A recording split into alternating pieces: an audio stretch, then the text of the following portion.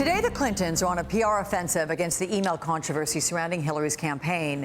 Former President Bill Clinton says in a new interview that he has, quote, never seen so much expended on so little. And this morning, the Democratic frontrunner made an appearance on Meet the Press, where she spoke about the history of accusations against her.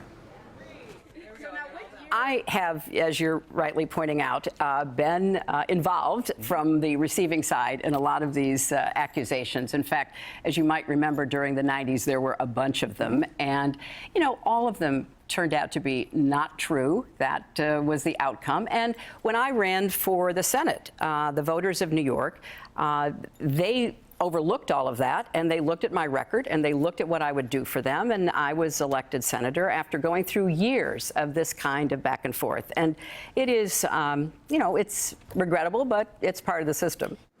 And over in the Republican field, Carly Fiorina is standing by her criticism of Planned Parenthood.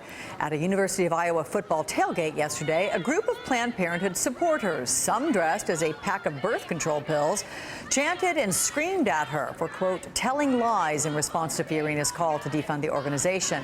This morning on Meet the Press, she fired back. I believe this is something we must stand up and fight for, because it is about the character of our nation. Taxpayers are funding this activity. And not only that, not only are taxpayers having to fund this butchery, but Planned Parenthood doles out millions of dollars every single election cycle to Democrat candidates. This is a political slush fund. New national poll numbers out today showing a close and crowded Republican field and some more concern for Hillary Clinton's campaign. According to the latest NBC News Wall Street Journal matchup, Dr. Ben Carson is favored by 20% of Republican primary voters. That's just 1 point behind Donald Trump. Senator Marco Rubio and Carly Fiorina are tied at 11%.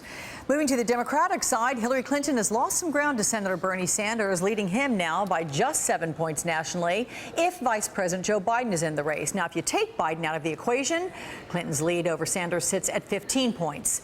Joining me to discuss it, Mark Murray, senior political editor for NBC News, doing a little OT on a Sunday. Good to see you, Mark. Thanks for joining me. Good to see you too, Alex. So Ben Carson has a 10-point jump since July. What do voters like about him? You know, there are a couple things that Ben Carson has going for him. On the one hand, he's able to channel that outsider appeal that Republicans are looking for. It's not surprising that you have Donald Trump, Carly Fiorina, and Ben Carson in 1, 2, and 3, with Marco Rubio tied also for third place. Those three people at the top, Alex, are people who are political outsiders. They have no previous experience in elected office. And the other thing that separates Ben Carson from the pack, at least from Donald Trump, is his Christian faith, where he's so much more explicit than Donald Trump is. And I think you add up that outsider appeal plus his Christian faith, and it shows you why he's taken off a bit in the polls. Alex, it's important to know our poll and, you know, Ben Carson's 10-point jump. The last time that we were out in the field was in July. So that was even before the first Republican debate. We didn't come out until you have conclusion of 2 Republican debates, and this is what the field looks like right now. Other polls that had come out in the last couple of weeks or so had also shown Ben Carson starting to move up in the polls. Well, we should say that Donald Trump did carry a Bible with him at the Values Voter Summit. Anyway, we'll move on. As both Marco Rubio and Carly Fiorina had some strong debate performances this last go-round, both of them have seen a significant jump in these new poll numbers. You think that's the next head we should watch? Yeah, and, you know, Alex, I think that we continue to watch every debate. It does seem that every time we end up having a debate, the order gets changed up a little bit. And just to look at where Rubio and Carly Fiorina have come from, in our last July NBC Wall Street Journal poll, Carly Fiorina was at 0. Now she's at 11, so that's an 11-point jump for her. Marco Rubio was at 5 percentage points back in July. Now he's at 11. That's a 6-point bump.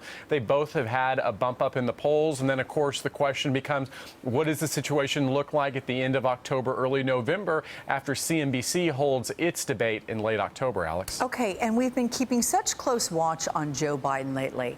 All these numbers this morning, should they give the Hillary Clinton campaign pause?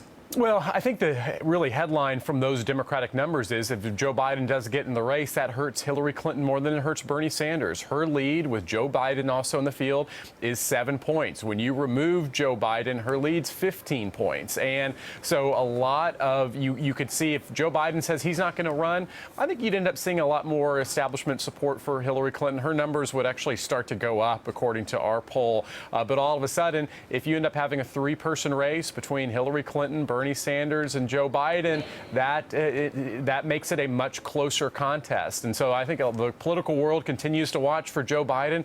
What does he end up doing? Does he make his move? It's in a lot of respects, it needs to come very soon for him to put on a credible campaign with a lot of money and the ability to fundraise. Yeah, I think that point everyone is pretty much agreed upon. Hey, Mark, we saw a little bit of Chuck's interview with Hillary Clinton. What is the big takeaway from it, and how long do you think this email server story might keep going? You know, and Alex, I mean, I do think that, to me, the big takeaway was even Hillary Clinton's recognition this isn't going away anytime soon. And a lot of it is not going to come to an end until two things happen. One, that she's able to answer all the questions at that Benghazi committee hearing on October 22nd, and in which I expect that we'll see a lot of sparring between her and the Republican members on that committee. And then the Federal Bureau of Investigation has to give her a clean bill of health. And until those two things happen, she really can't put this away entirely. And as even she recognized, there's a drip nature to the story. She still leads in the Democratic race, double digits if without Joe Biden. And so this has taken a toll on her campaign. But then again, I would imagine that almost any politician who would find themselves in, this type of drip story would see their numbers bleed. Okay, Mark Murray, good to see you. Thanks so much, Thanks, Mark. Alex.